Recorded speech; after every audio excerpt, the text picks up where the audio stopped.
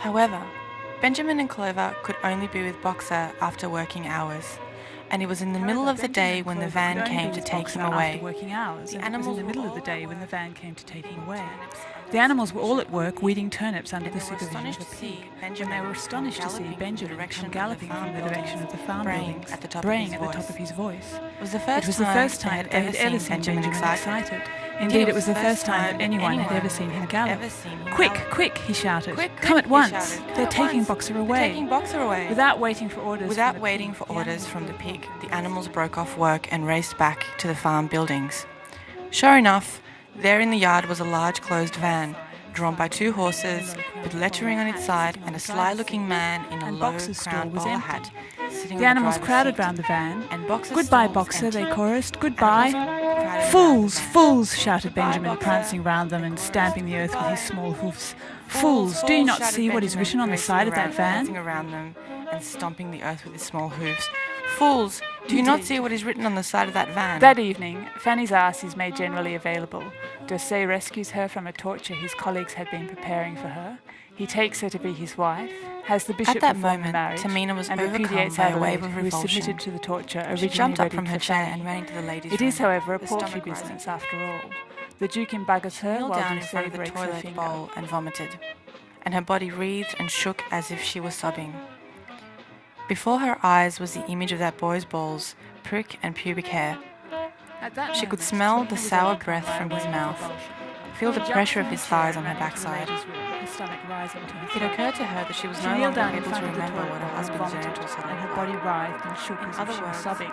The memory of revulsion. Before her eyes was the image of that boy's balls, prick and pubic hair. She could smell the sour breath from his mouth, feel the pressure of his thighs on her backside. It occurred to her that she was no longer able to remember what her husband's genitals looked like. In other words, the memory of revulsion was stronger than the memory of tenderness. God, yes, the memory of revulsion was stronger than the memory of tenderness. And that soon all she'd have left in her miserable head was this boy with bad breath. And she vomited, At that time, we imagined Marcel with her dress tucked up and her body covered and her feet shod. We would put her in a bathtub half filled with fresh eggs, and she would pee while crushing them. Simone also daydreamed about my The bad woman, on the other hand, at least had the sincerity of her carnality, her vanity, and her nether instincts. To find a woman who was noble and self-possessed had been his most ardent desire. He had searched in vain, and, weary of being deceived, had called on his other ideal. There were enough thoroughly bad women, and he preferred to see himself I would arouse her breasts from a distance by lifting the tips on the heated barrel of a long-service revolver that had been loaded and just fired.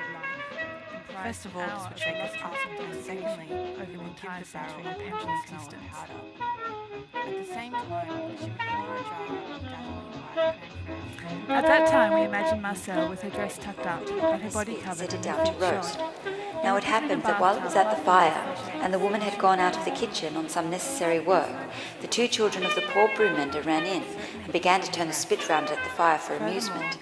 Presently 2 little tidbits fell down into the pan out of the bird, and one of the boys said, "Let us eat these 2 little pieces. I am so hungry, and nobody will find it out." So they quickly dispatched the 2 morsels, and presently the woman came back, and, seeing at once that they had service eaten revolver something, that had just asked been them what loaded it and was. fired.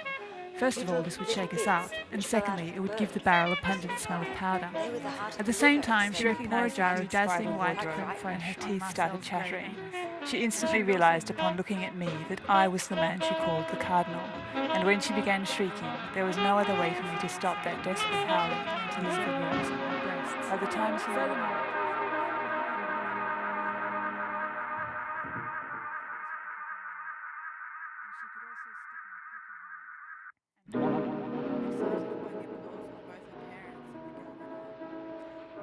I suppose you think the reason we don't wear tops is to give you a thrill.